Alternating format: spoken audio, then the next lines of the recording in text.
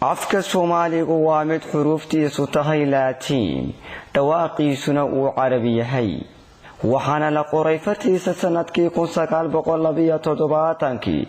waxaana af Soomaaliga loo qaybiyaa tixiya tiraab kuwaasi oo ah laba qaybood oo micno badan xambaarsan tixduna waa qayb hadalka kamida waxaanay leedahay qaafiyad iyo ritmo u gaar ah waxaana loo kala saaraa laba qaybood oo waaweyn kuwaasi oo kala ah sugaan iyo mahmaahyo sugaantuna waa maansaduna waxa ay ka kooban tahay qaybo badan iyo bad kala duwan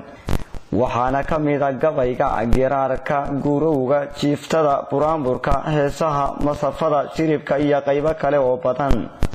haddaba abwaannimadu waa shay qaaliya isla markaasina waa hibo gaara oo eebbaheen ku manayso in yar oo kamid ah ummadda waxaana hal abuurka amaba gabyaagu uu u adeegaa bulshada tabaalaysan isagoo ku difaaca una adeegsada afkiisa hooyo iyo hawraarta sugaanta Soomaaliyeed si kastaba ha ahaatee waxaa magaalada Burco xarunta gobolka Togdheer soo gaadhay qaar ka mid ah abwaanada ugu tunka weyn uguna murtida culus labuurada ku dhaqan Jamhuuriyadda Somaliland waxaanay bandhig sugaaneed heer sare ah ku qabteen hoolka Hotel Cafe ee magaalada Burco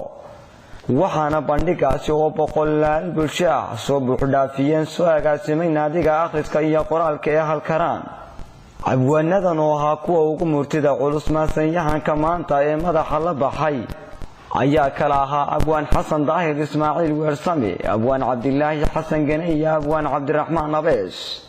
oo qaarkood ka soo kiciyeen dalka shisheeye ee deegaanada reer galbeed madashan oo ahayd mid Ilyatu isqabatay isla markaasina kulmisay haldoorka dhalinyarada hal abuur haween qoraayo aqoon-yahaniin waxgarad iyo bulshada noocyadeeda kala duwan ayaa ugu horeyntii waxa halkaasi suugaan macaan iyo mawjada murti ah ku soo bandhigay abwaanka hirgalay ee Cabdilaahi Xasan Ganay isagoo halkaasi bulshada kula wadaagay maansooyin isugu jira dhiirigelin iyo qaar kale oo dhinacyo badan taabanaya waxaanay u dhacday sida tan awrada xaawalayda iyo xubnaha taranka ee asturan xalaal ruux lagu dhaliyo qof xuri kuma dhiiran karo xaashe inuu soo sawiro xarfaha jira aan la qorin xadhkaha qaar baan la jarin xog oo dhanna lama bandhigo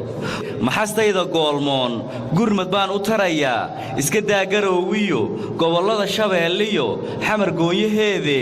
ilaa maagaboon iyo gaaniya musaambiig saxar gaadha moogoli guud ahaanba aadmiga garashiya itaalkay go'e waa u taraya geedow sideedaba suugaantu guush iyo gurgur iyo walaaq iyo iska galo kafuuliyo iga gee un maahee geeraarku waa shay ummad lagu gardaadsho lagu haba garaadkoo guul baan ku haybshaa geesta kale waxaa isna sidii mayay horay murtidiisa ku maasheeyey bulshada reer Burco abwaanka caanbaxay ee maansooyinkiisa lagu maahmaaho ee Xasan Daahir Ismaaciil Weedhsame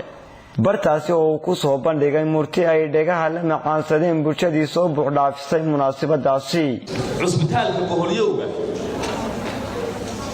bukaanjiif waa cad duul cad ay ka dhuubdhuuban saamaleelku waa caadi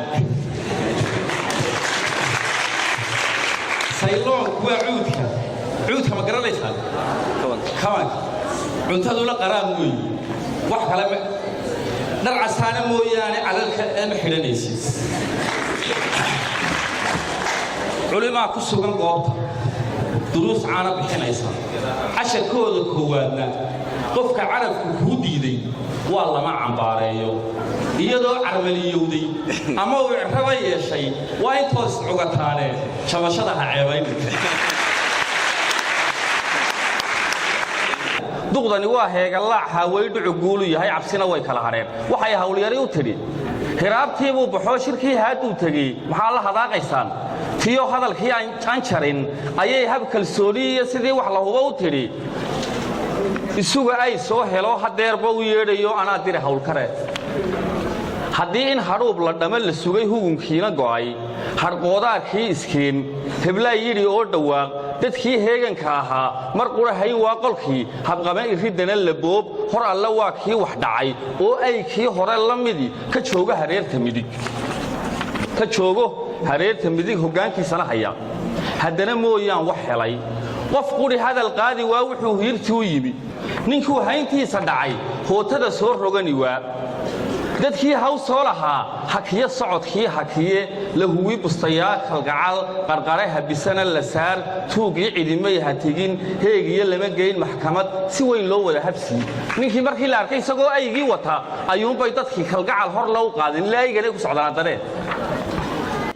ugu dambeyntii waxaa goobtaasi aan ka maqnayn isna murtida iyo miidda ka soo meexatay madashaasi ku soo bandhigay Abwaan Cabdiraxmaan Abees oo ka mid ah abwaanada waqti xaadirkan ugu murtida culus labuurka Soomaaliyeed sawir beena buuqiya sawaxan faalasa qajaanka dhaleece siyaasiga intaad sheegtay marinkaaga suuree dhaqaalaha haduu hebel basaas yeelay waa saliigo culimada barkood soo ku soo qabo usbuuca wixii si socdana sadar xusin raaci sirta hoose waan garanayaa sababtu waa muuqo hugunkiisa sawaxankiisa sanqaraha baxaayo samadiyo cilku tagay runta sagordaheedu salaan ugu samaysto cilmi aan san dheerayn sawdkaad ku burin layd markaad siibu weydu sagatiga ku meel mar inkastoo san adag tahay beenta saabka loo talay haddii sabab lagu daro runtu way ka siibtaa isku soo wada duubo magaalada Burco waxa daryahan dambe sidii hilaac biligiri uga bidhaamay bandhig suugaaneedyada ay halabuuradu bulshada kula wadaagaan suugaantooda iyo hibada uu Ilaahay ku manaystay waxaana magaalada Burco badiba barbaarta iyo bulshada ku kulmiya barxadaha qoweyska naadiga akhriska iyo qoraalka ee halkaraan oo daryahan dambe u banbaxay isku xidhka bulshada iyo baacsiga qabyaaladda ee boqmaha jirtay bulshada Soomaaliyeed waa Maxamed Taajir Maxamuud Jeesto magaalada Burco xarunta gobolka Togdheer